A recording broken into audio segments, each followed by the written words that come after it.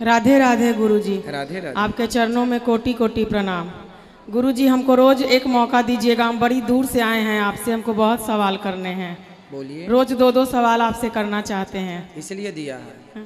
गुरुजी पहले तो ये बताइए, आप तो बताते ही हैं कि एक पत्नी का कर्तव्य क्या होता है और एक पति का कर्तव्य क्या होता है।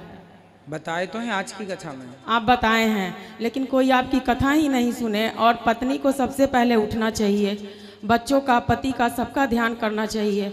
और हमारे बच्चों को सनातन के खिलाफ अगर उसके पिता ही भड़का रहे हैं तो कैसे हम अपने बच्चों को संभालें। कहाँ है आप?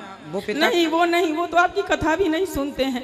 वो हमको लेके शादी के बाद ना कभी मैके आएंगे, ना ससुराल जाएंगे, ना हमारे साथ समाज में जाते हैं, ना अपने माता पिता को पूछते हैं। हम जिंदगी अकेले 11 साल दोनों बच्चे को पालने के लिए मैके में रहें। उसके बाद स्वयं हम जमशेदपुर दोनों बच्चों को डेरा खोज के स्वयं वहाँ आए। क्या करते हैं आपके पति? टाटा स्टील में, टाटा माइनिंग में है, उड़ीसा में। अच्छा, तो उनको कोई मतलब नहीं, ना हमसे मतलब, ना दोनों बच्चों से। और ऐसा नहीं है कि वो पीते हैं या खाते हैं या किसी और नारी से उनका कोई संबंध है। उनका नशा ऐसा है गुरुजी कि आज तक आप कथा में कभी नहीं बोले, क्योंकि आपको हो सके पता नहीं होगा। कौन सा नशा है? उनका नशा 24 घंटा मोबाइल का है। 24 घंटा उनका बस चले तो लेट बात भी बिना मोबाइल के नहीं कर सकते हैं, और बिना खैनी खाए नहीं रह सकते हैं। उनको दुनिया से कोई मतलब नहीं। एक नौकरानी के जैसा हम उनके साथ जिंदगी काट रहे हैं गुरुजी।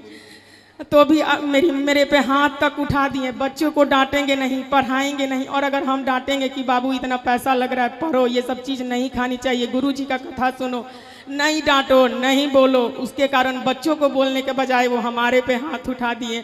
और ऐसी बात है जो हम पूरे लोग के सामने आपसे नहीं बता सकते हैं। आपकी कथा है जो हमको आज तक जिंदा रखी है गुरुजी। हम उतनी दूर से हम अकेले ही आए हैं, स्टेशन पे छोड़ने तक नहीं आए, 1 रुपया तक हमको नहीं दिए। क्या एक पति का यही कर्तव्य है? और हमको दुनिया का ना कोई अच्छे कपड़े चाहिए, ना गहने चाहिए, हमको बस पूजा का सामान, और पूजा और भगवान ही हमारे लिए सब कुछ है। अगल बगल किसी से हमें कोई मतलब नहीं। तो आपके पति आपसे अच्छे से बात नहीं करते?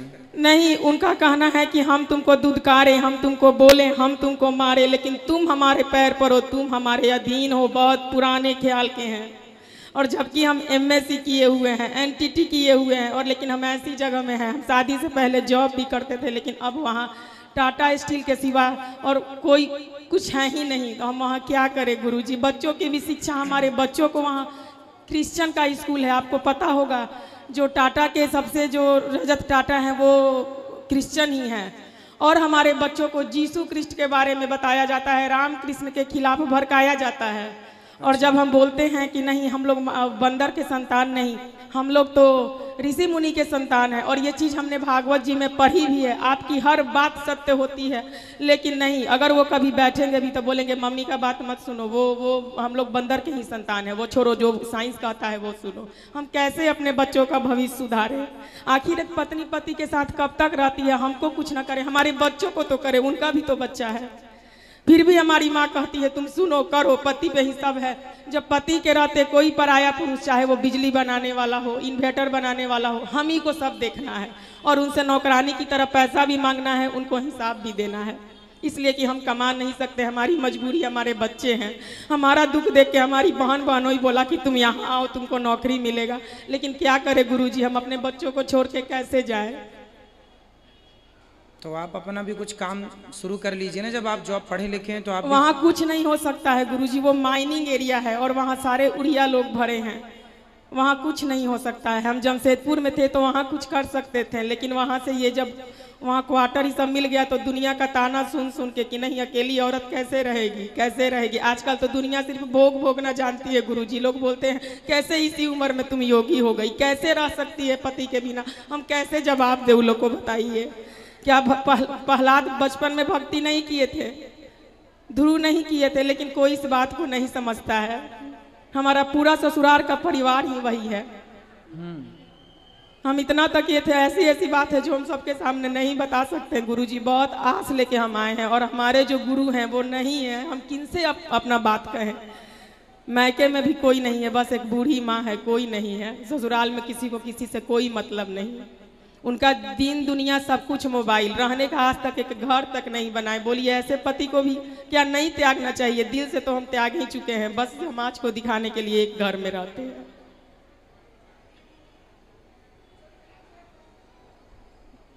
पति को समझाया जाए यही विकल्प है। नहीं समझते हैं गुरुजी। अगर आप उनसे अच्छा से बात भी कभी करना चाहिएगा ना तो आपके पास से उठ के चले जाएंगे। कभी भी बैठिएगा बस अपना खैनी बनाने लगेंगे, वहाँ से उठ के चले जाएंगे, आप ही को गलत साबित कर देंगे। जबकि अगल बगल सारी दुनिया कहती है कि इनकी वाइफ कितनी अच्छी है, ऐसी वाइफ तो बड़े नसीब वालों को मिलती है। और आप तो उस व्यास गद्दी पे बैठे हैं, आप तो देख के ही अनुमान लगा सकते हैं कि हम कैसे हैं। हम आपको क्या बताएं, अपना आदमी को ये नहीं बताना चाहिए। ठीक है, आप तो अपनी जगह बिल्कुल सही हैं। एक अच्छी पत्नी का, एक अच्छी माँ का कर्तव्य आप पूरा कर रही हैं। अब उन्हें एक अच्छे पिता और एक अच्छे पति का कर्तव्य पूरा करना चाहिए। लेकिन हमारे बच्चे का तो भविष्य खराब हो रहा है ना गुरुजी। हम उतना पैसा भी वहाँ दे रहे हैं, अपनी खुशी भी त्याग रहे हैं, लेकिन हमारे बच्चे क्रिश्चियन स्कूल में पढ़ते हैं। इस पे भी हम उनसे बात किए, कहीं रह के पढ़ाते हैं, नहीं, उन्हें कोई मतलब नहीं है। क्रिश्चियन स्कूल में पढ़ते हैं तो वहाँ के जितने बच्चे वहाँ पढ़ने जाते हैं तो क्या सबको वो लोग वही पढ़ाते हैं? हाँ बिल्कुल, जीसू कृष्ण का गाना होता है, हमारे राम कृष्ण का नहीं। हम इस पे बहुत रोए, बहुत बोले इनसे कि हम तो हिंदू लोग जो पढ़ते हैं बच्चे, उनके वो लोग ऑब्जेक्शन नहीं लेते कि आप ऐसा? नहीं, तो स्कूल से हटा देंगे। हम लोग की मजबूरी है, माइनिंग एरिया है ना, माल निकलता है, 1500 क्वार्टर है, कहाँ जाएंगे फिर? कोई सुविधा नहीं है वहाँ, रोजी रोटी है तो रहना ही पड़ेगा। बड़ी ये करके हम आपसे मिलने के लिए उतना दूर से हम आए हैं। तो बच्चों को फिर आप अच्छी जगह पढ़ाइए जहाँ उनको अच्छे संस्कार आप दे पाएं। बच्चों के साथ तो खिलवाड़ नहीं कर सकते ना, सही है? तो ये तो कहीं भी जाएंगे तो लोग पूछते हैं पति कहाँ है आपके। यहाँ तक कि वहाँ के समाज में लोग ये कहना शुरू कर दिए हैं हमारे बच्चों से कि इसके मम्मी पापा कभी एक साथ नहीं आते हैं। बोलिए, हम बोले अच्छा मत चिंता करो, हम ही कुछ सोचते हैं, अलग ही रहेंगे तब ये सवाल नहीं उठेगा। करना चाहिए अपने अपने जिम्मेदारियों का पालन सब। इसलिए हर पति को अपनी पत्नी का, हर पत्नी को अपने पति का ख्याल रखना चाहिए और दोनों लोग मिलके चलेंगे तब श्रेष्ठ गृहस्थी निभेगी। एक से नहीं, एक की समझदारी। इसलिए कहता हूँ कथा दोनों सुनना, दोनों को नहीं, वो तो हमें भी कथा नहीं सुनने देते। जब तक वो घर में रहते हैं हम धीरे धीरे मोबाइल पे आपकी कथा सुनते हैं। कहते हैं अनिरुद्धाचार्य जी पागल कर दिया है इसको। बोलिए, क्या जिसको भगवान में मन लग जाएगा वो रह सकता है? आप थोड़े दिन आप ऐसा कर लीजिए, आप थोड़ा पति की बात मान के देखिए, शायद आपके मानने से, आपके प्रेम से वो रीझ कर आपकी बात मानने लग जाए। हम सब करके देख लिए हैं गुरुजी, हम हर चीज करके देख चुके हैं। ना बच्चों के फ्यूचर की चिंता है ना कुछ। वही हम आपसे पूछना चाहते हैं, शास्त्र ये क्यों कहता है कि ऐसे भी पति के साथ उसकी पूजा करो, पत्नी के साथ ही ऐसा बात क्यों कहा गया है? शास्त्र ये भी नहीं कहते। शास्त्र ये कहते हैं कि नारी पतिव्रता हो तो पुरुष को भी पत्नीव्रता होना चाहिए। नारी अपनी जिम्मेदारी निभाए तो पुरुष को भी अपनी जिम्मेदारियां निभाना चाहिए, है ना? वो एक पिता नहीं, माता शत्रु पिता वैरी ये न बालो न पाठिता। जो माँ बाप अपने बच्चों को गलत रास्ते पर ले जाएं, जो गलत संस्कार दें, वह माता पिता नहीं, वह दुश्मन है। ऐसा हम नहीं कह रहे। नीतियाँ माता शत्रु पिता वैरी ये न बालो न पाठिता, न शोभते सभा मध्य हंस मध्य वको यथा। तो शास्त्र तो ये कह रहे हैं, शास्त्र ये नहीं कहते कि तुम्हारा पति जूता मारे फिर भी उसके संग रहो। ये तो समाज कहता है कि भाई रहना पड़ेगा। बाकी शास्त्र ये भी नहीं कहता कि छोड़ दो, परंतु समझा बुझा के, जैसे प्यार मोहब्बत से कोशिश। आदमी व्यक्ति गलत नहीं होता, व्यक्ति की संगति उसे गलत कर देती है। सुधारा जा सकता है यदि आप यहाँ लाएं। अब जैसे आप कह रहे हैं वो आ ही नहीं सकते। नहीं, वो तो आपकी कथा सुनते ही नहीं है, वो टीवी में भी खाली इंडिया अब ये है ना कि कोई हॉस्पिटल जाए तो उसका इलाज भी हो जाए। अब हॉस्पिटल ही ना जाए तो इलाज भी कैसे हो? यहाँ आए तो मैं समझाऊं भी, शायद वो समझ भी जाए, लोग समझ जाते हैं। अब आए ना समझे नहीं, वो किसी से बात भी नहीं करते। अगर इस घर में पूजा होगी, ब्राह्मण देवता बुलाएंगे तो फिर आप ही उनके पत्नी तो हो ही, आप ही अपने पति के गुरु बनकर आप ही उन्हें सही मार्गदर्शन कीजिए। आपके पति भटके हुए हैं रास्ते से।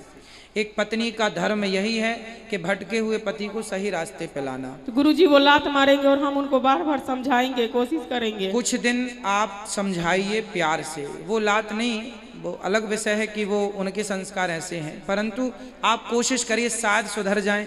अब छोड़ भी देंगे अपने पति को तो फिर छोड़ने से भी लाभ क्या है? नहीं है। लाभ नहीं है ना छोड़ने से, इसलिए उस व्यक्ति को समझाया जाए, समझा बुझाकर ठीक किया जाए। यही ऑप्शन है, यही उपाय है मेरे हिसाब से। आप लोग बताइए क्या उपाय है? क्या छोड़ देना समस्या का समाधान है? नहीं, पति को छोड़ देना समाधान नहीं है।